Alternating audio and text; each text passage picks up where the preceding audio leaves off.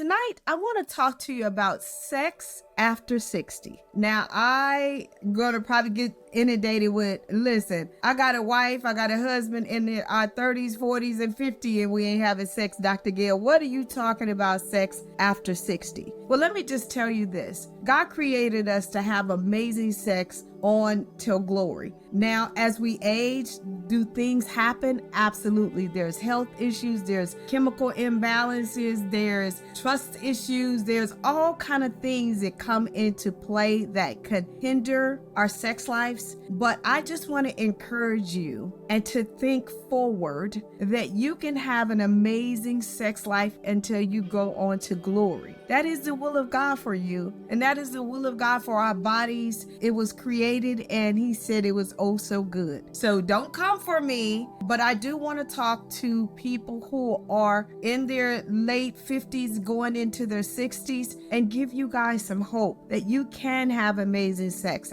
after 60, okay? So here's some tips to keep it hot and sexy as we age, okay? Number one, for women, lube is your best friend. So find you a good quality lube, invest in a good quality lube because it's going to be your friend, okay? Because as we age, vaginal dryness is happening, okay? And for men, we need foreplay. You need foreplay because some of you guys are dealing with some erectile dysfunction and those kind of things. So foreplay is key to everything. Just don't rush to it. Don't rush through it. Engage in meaningful foreplays on both sides, okay? Number two, you have the time. So what is the rush? Most of us, when we get into our 60s, are at retirement age or have retired or going to be retiring. So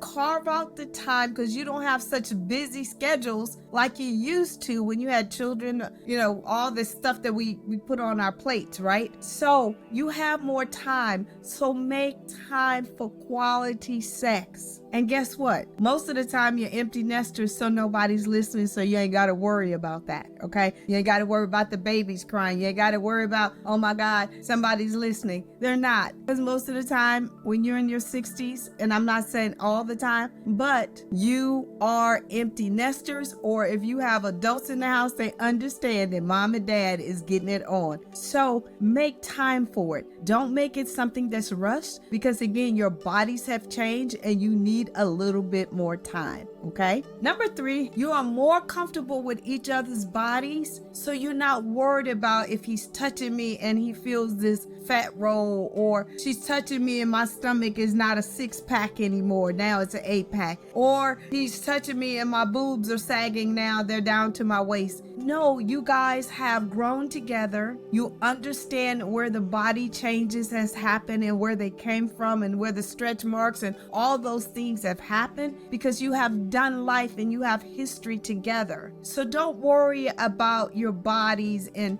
don't worry that they're going to think less of you. That's not the case. Remember, you have done life together. So that should be the least thing that you're thinking about. Now, am I saying just let yourself go and don't care? No, that's not what I'm saying. What I'm saying is that especially for women, we get into this thing of saying, oh, I'm not young anymore. He doesn't find me attractive. You know, my boobs are not sitting up, you know, by my neck anymore. So he's going to find them not as nice as he did when I was in my 20s, 30s, 40s, or 50s. That's not true. So you are more comfortable with each other. So embrace that you guys are aging together, okay? Embrace that. Number four, I want to say this. Engage in sex as often as you can, because as you age, the old adage, if you don't use it, you will lose it. And for women, our vaginas can begin to close up. And when I say close up, the vaginal canals can become smaller because they don't have any penetrations going there.